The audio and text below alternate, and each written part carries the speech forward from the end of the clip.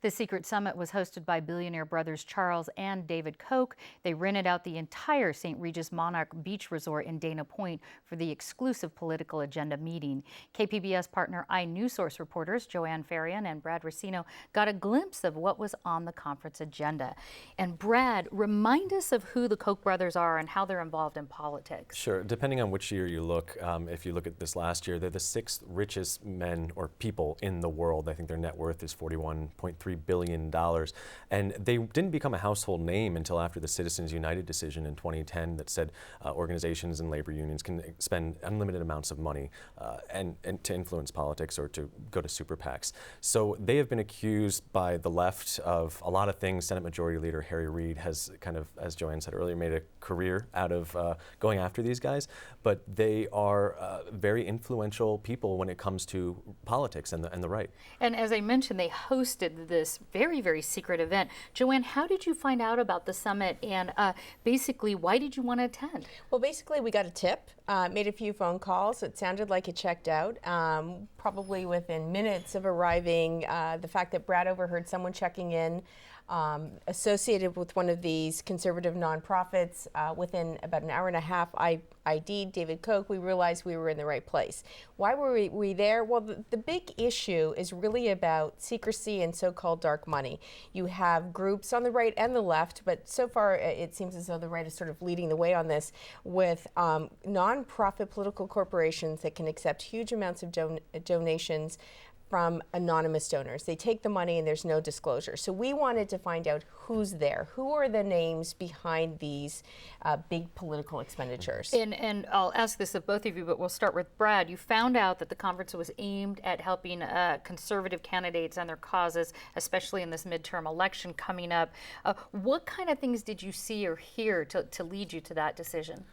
Well, the big thing that we saw were these magnificent mirrors and posters that said "American Courage, Our Commitment to a Free Society," that seemed to show that the conference was really about talking about freedom or a free society, a libertarian kind of view of things. We also saw a number of banners that had to do with the network of these political nonprofits that have been known to funnel this dark money. A number of them affiliated with the Koch brothers. And Joanne, you overheard conversations and talked to people, actually, not conference attendees? Well, yeah, we both heard a lot of conversation. I mean, some of the topics Saturday morning, people talked about just sort of hallway chatter. The IRS investigation into whether the IRS unfairly targeted Tea Party and other conservative groups. And there was a story that morning about lost emails and, we had confirmed they were conference goers. We're talking about how can you lose an email? You can't lose an email. We heard things about Common Core, conversations about Common Core. Heard conversations about political correctness, those kinds of things. But I think overall, when Brad describes these posters too, and the theme of the conference, American Courage, it really sort of made you, the whole idea of that American dream, that coming to America, that free, this free society seemed to be the thing that kind really of jives with the Koch brothers' viewpoint of deregulation, of they're staunch libertarians.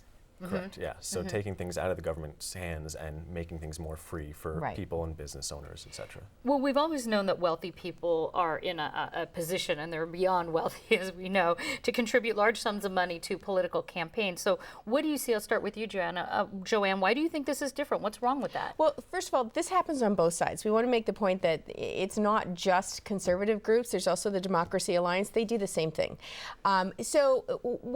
A big part of what iNewsSource has done throughout the various election cycles is follow the money, right? We believe in telling you who is funding, who is spearheading this debate, because money buys a lot of the information in a campaign. Who's behind it? The whole point of going to conferences like this, trying to get information, is trying to tell the voter, inform the voter, who is behind this campaign and what is the agenda. And Brad, why do you think that's important?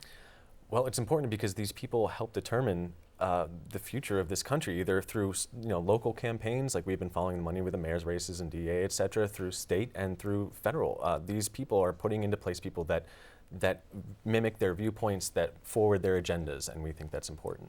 Well, I want to let folks know that they can see your full story and also a list of the nonprofit political corporations that were at the summit at inewssource.org. Joanne Ferrian and Brad Racino, thanks so much. Thank you.